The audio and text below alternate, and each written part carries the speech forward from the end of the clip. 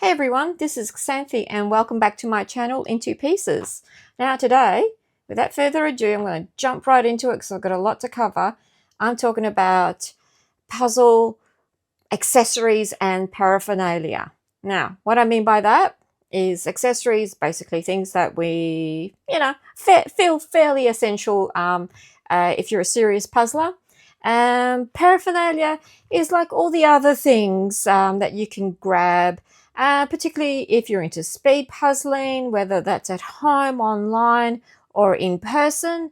But we'll get to that secondly. So first of all, I am going to talk about the absolute basics, which is box holders. Now, when I first started puzzling, I didn't really use box holders. I just tried to prop up the box and it always fell down. Let me just grab a box top. And it always fell down like that. I know you can pop something in the back there to keep it up. But in a race situation, you do not want to risk the box falling over and you fiddling with it. It has happened to people I've seen in Worlds as well, where the box has just fallen over and over the table. Now, that can happen with box type holders. Not all of them are created equal. I've seen all sorts of different designs. I've tried a few different ones, but I will show you my favorites and why they are my favorites. Now, Felicity Puzzles is an Australian puzzler, and she and her son have created, basically they 3D print all these accessories. And last year I had purchased my first box top holder. They come in all sorts of different colors. I picked orange because orange seems to be my signature color when it comes to my puzzling. I will explain why another time.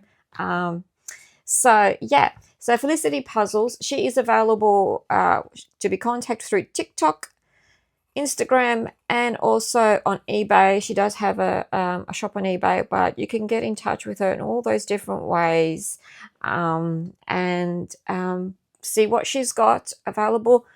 They do come in a whole heap of different colors, and there's a whole range. So at the time I had purchased this from her online. I paid for it and then I picked it up when I went to Nationals, Australian Nationals over in Melbourne last year. And I used it then at Nationals and it worked a treat because it is nice and thick and sturdy. And it traveled all the way back to the West Coast where I live from the East Coast, and it survived. So it is one tough box holder. Now, since then, she's expanded the range and there's a whole heap of other things. And she was so kind to offer me the full range, of course, in my signature orange color. So, and one of the features was totally excited me, being such a nerd, is that they can print your name on there. So I could have my name, which is Xanthi, or I could have my handle. I went for my handle, and I think it looks great. I love it, and it's the same box top holder as that. Just it's got my name now on it, so I'm thrilled that they offered that option, and I was very excited that she kindly reached out to me and just gifted me all basically the range. So let's see what else I got. Now, this is a box top holder, but it's a travel one. So it's smaller, obviously, it's light, but it is still as sturdy. So it is rather nifty, and I have used it. I went and did an online race, and I took this with me. It doesn't take up much space in my bag, and it does the trick. I just pop that in there, and it held up fine for the race. And I think when I go to Nationals later this year, I will be taking this travel one with me. It also, I mean, that's a 500 piece, but it can hold larger box tops. Obviously, you can hold in vertically and horizontally. It does the trick. So that is definitely one that is coming with me on my trip. So another box top holder from Felicity, and this one is rather cute. It's got my name on it. It's got these cute little cutout puzzle piece shapes here, and of course, yeah, it works like any other box top holder in that slot there at the top. Pop it in, and there it is, box top holder. But it's got this other slot that you can see down the bottom, which is rounded shape, and for the life of me, I could not figure out this. Is supposed to hold a poster, and it is well, I had to watch Felicity doing a video about it on how to use it. So feel silly now that it's kind of obvious, but the idea is that you turn it on its side, you get your poster, and you put it in there. So the idea is that you wedge it in there into that rounded slot, and there is your poster holder. How cool is that? Now this is coming with me to nationals because I'm going to be in the teams race, and in the team race it's fantastic to have one side has got the poster sitting up, the other side's got the box top sitting in a box top holder. So you got people on either sides, they've got something they can refer to. Now, I realize that not all puzzles come with posters. I do believe we'll be racing a Ravensburger. So I know some of them come with posters and some do not. But I'm going to bring it along just in case. It, could come in handy. So absolutely I love this one once I could figure out how to use it. So another thing that Felicity gave me was a puzzle scoop. You might have used an egg flip. I used to use a different puzzle scoop. It's actually by the American brand Seco. I got it off Amazon years ago. It's like a 3-in-1. It's a scoop. It has a light on it as well, and a magnifier that you can use. To be honest, I did use it as a scoop. I used to forget that it had a light feature on it, so I didn't use it that often. I did use the magnifier a bit, but honestly I didn't really find that I needed it that much. Yeah, all you really need is this kind of scoop, really. It's got a nice thin edge there, so it's good for the scooping. I would say this is good to use if you just want to pick up a few pieces that you've put together and the fit's kind of crumbly, so you don't want to risk moving it that way and then have to reconstruct it. So yeah, nice solid sturdy handle. So that is a good accessory to have if you've got loose fitting puzzles. Now another thing that Felicity threw into the mix was a cute little keychain with the letter X on it for my first name. So I thought that was cute. It's always nice when they surprise you with something a little bit extra. Now, yeah, so Felicity will be there at the Australian Nationals later this year. She'll have a store. So if you want to put in an order, you can pick it up from her. She'll have credit card facilities there. And you can get a 10% discount if you mention my name, I guess my first name, Xanthi, or Into Pieces, my handle. And if you want, you will also get a free option to have your name put on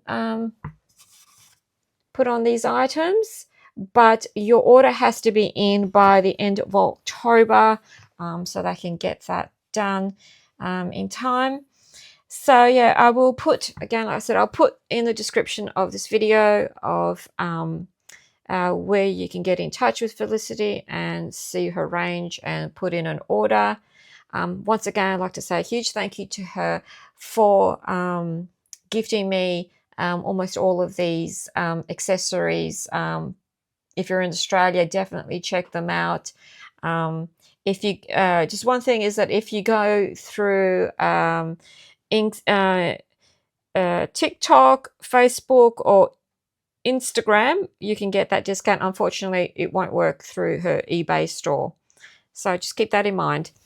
Now, speaking of Australians creating great things, there's another Australian called Mel who I connected through Instagram, and she has these great sorting trays. Now, I say sorting trays, you can use them as sorting trays, but I use them a little bit differently. Let me explain. They are in 2 sizes and they nest inside each other like that. Again, these come in different colors, but of course I picked the orange, the signature color for me. And they originally come in like a grid pattern up the top here. I asked them to remove that and just have it smooth, because what I use them for is that I like to create islands here. So if I pick something that I want to work on, I construct it here, and it's got this very thin lip, and slide the whole thing off and into place. Great if you're doing a teams puzzle, you're with 3 other people, say you're working on something that's a bit further away from you, put it together here, get a decent island happening, and then just slide it right into place. That way you don't have all these hands and you're reaching across the table, getting in each other's way. You're just working in your own little space here. So my team, Pure Chaos, have used these and they all like them. And honestly, this is like game changer for me. I really like them. I will sure put in details on how to get in touch with Mel to order these. They were not that expensive at all. Now, she will be going to the ACT state competition coming up, and you can pick them up from there if you prepay for them, and just to save yourself some shipping if you like, but otherwise she will ship. So she also threw in another little extra surprise for me, and it was this cute little coaster, puzzle shaped coaster. And yeah, I love anything that's puzzle themed to have around my home. So yes, this does get used. So it's very cute.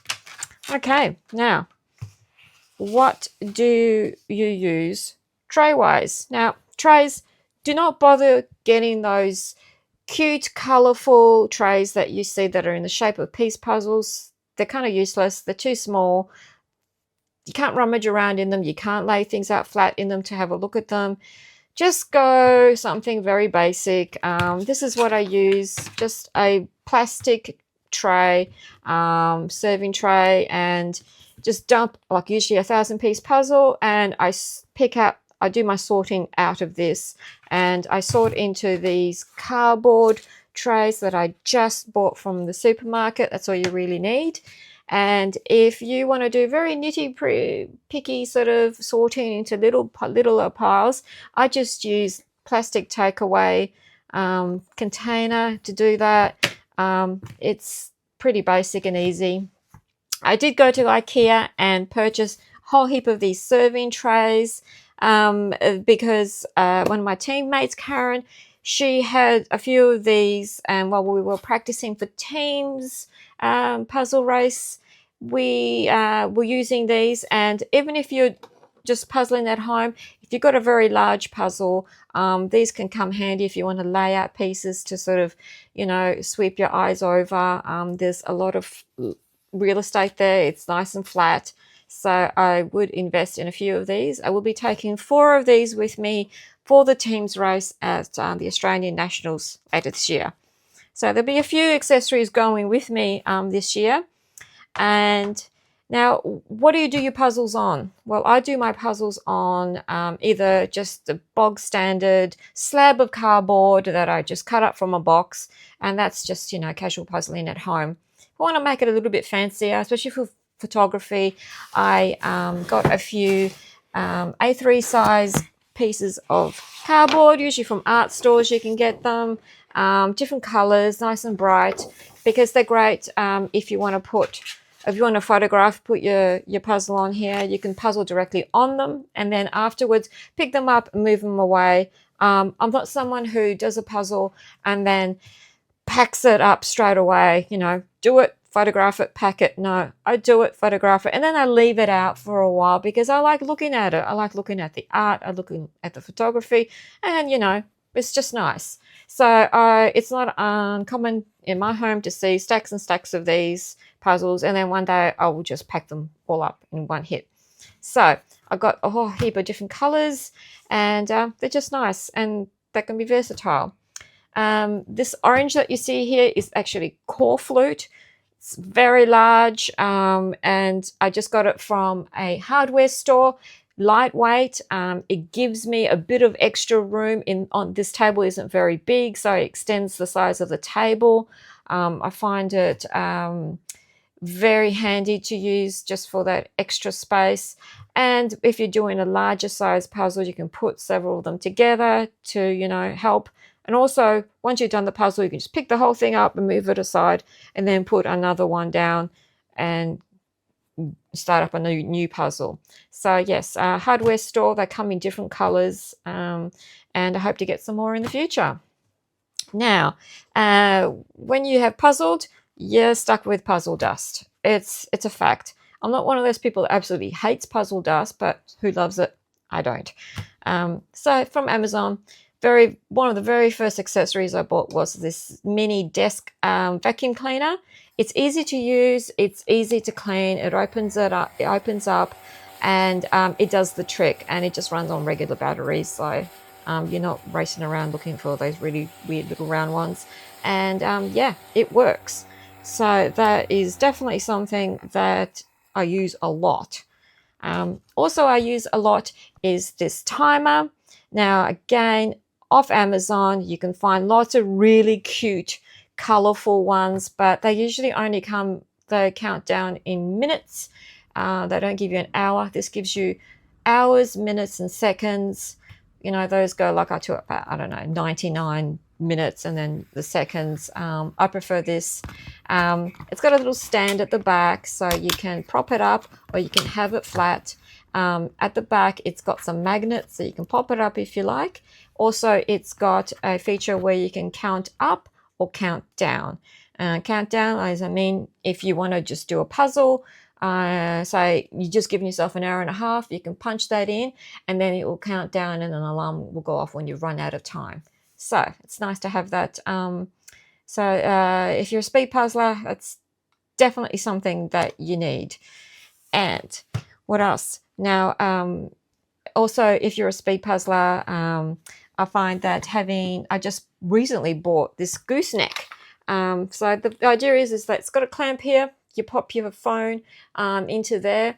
This is adjustable here on the side, and you just clamp that onto the side of your table. So if you're going to an in-person puzzle race and you don't want to have a big rig because that's awkward, trust me, I've been there.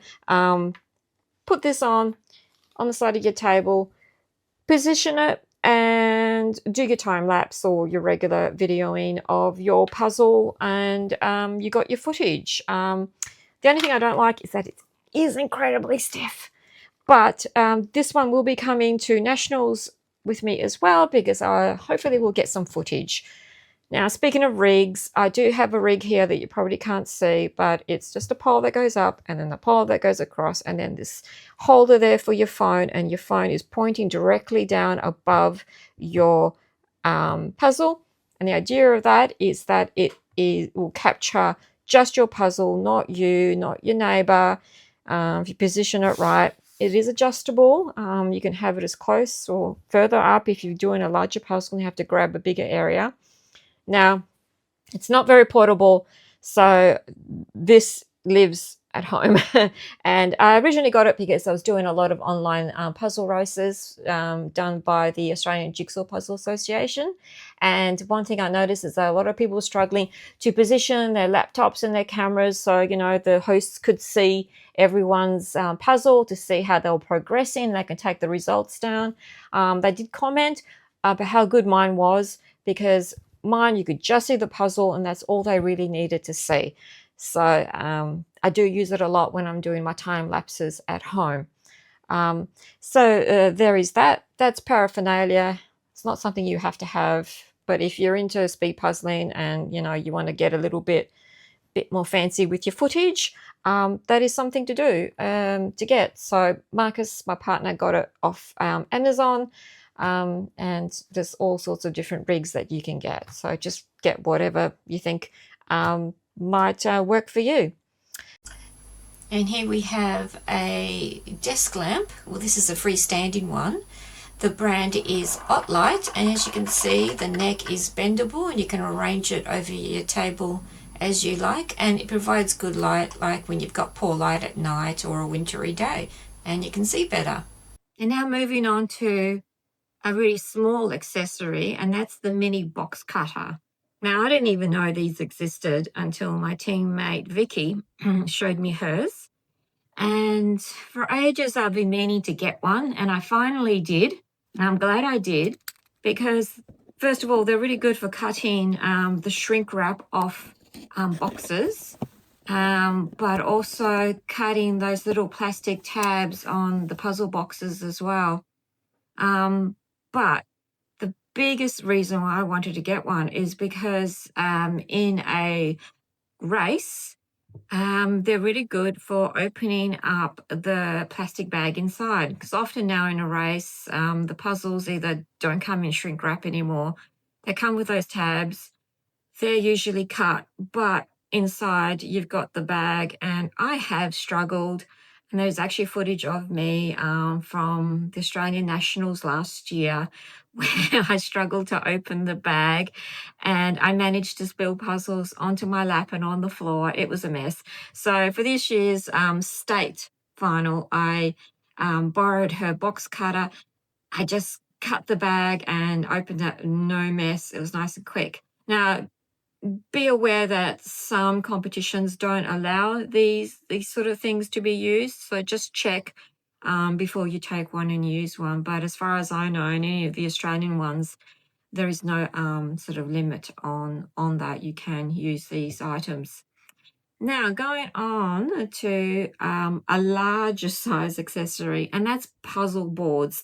I'm talking about the tilted puzzle boards. Now, I realize there's like the portable puzzle boards where they sort of fold up and you can zip them up and they keep the puzzle that you're working on in place, so you can pick it up with a carry bag and take it to wherever. I don't actually own any of those because I don't really think that it's something that I would use. If I happen to be gifted one or find one very cheap, I might give them a go. But otherwise, I don't tend to bother with them. But with the tilted boards, I have two. Now, the biggest issue I have them is that I really wish they would incorporate several features into one. I have seen so many different boards, and the ones that have been available to me here in Australia to purchase didn't quite fit exactly what I want. Now, the first one I bought was secondhand, and it was a tilted board. It had several sort of degrees of tilt that you could get with it, and it was wood, very, very heavy. It was very solid, and it had a felt cover on it. So that means that if you're doing something that's on quite a tilt, the pieces won't drop. They'll stay in place. The bad side of using felt is that if you want to slide pieces around, it's pretty much impossible. I don't know. They've got their pros and cons with having felt or without felt. Because I have one that has without felt, and I actually won that in a raffle at a state competition, and I do use it. This one's beautifully handmade by a local person to where I live, and it includes drawers, and it tilts. It's only got two sort of tilting levels. That's one drawback. It's not as versatile in like the degrees that you could use. It doesn't have the felt, so there is that issue that if you tilt it too high up, the pieces will drop. So that's something to consider. I haven't sort of really worked out what's best. With the sliding drawers, the idea is that you use them as sorting trays. I have used them to put sort of small areas that I've sorted just off on one side. But I find that I generally don't use them that much, to be honest. What I do like to use them for is that if the puzzle comes with a poster, I like to sort of try and prop the poster in one of the drawers or the box, particularly those sort of square-shaped boxes fit quite nicely in those drawers. So I can refer to it right next to me while I work. Tilted boards are great because I have issues with my neck and my shoulders. So I find that if I am puzzling for too long and I'm looking directly down on a table like this, it sort of puts quite a bit of strain here. So at least with a tilted board, you're not hunched over. I find that helps. Ideally, what I would love to see is a board that you can tilt but rotate. Now, I've seen ones where you can rotate them, but they're flat. And I've seen ones that you can tilt, but not rotate. So maybe there's one out there that exists, but I haven't found it, at least not to purchase here in Australia. But I don't always use the tilted board. If I'm doing speed puzzling, obviously I don't use a tilted board. And if it's like a 300 or whatever, something that I'm going to get done quickly, I don't bother with the tilted board. But otherwise, if I'm just casually puzzling, say 1,000 piece puzzle, and that's what these boards tend to fit. I know you can get ones that are bigger that will fit like a 1.5 and maybe even a 2,000. But I don't have one of those. The ones I've got will just fit 1,000. So if I'm doing something very casually up to 1,000 pieces, then, I will pull one out and use it. So that is all of the accessories and the paraphernalia that I use with casual and speed puzzling. I hope you found it informative and entertaining. But I would like to hear is there something that I've missed? Is there something that you use a lot and really like that I haven't mentioned? I'm sure there's other things out there that I, haven't considered. So yeah, drop a comment if there is something. So thank you very much for watching. And if you have already subscribed, thank you for being here. If you haven't subscribed, please consider it. It helps my channel to grow, and you'll get notifications when my next video is up. I try to upload every Sunday. So thanks for watching, and I'll catch you later. See ya.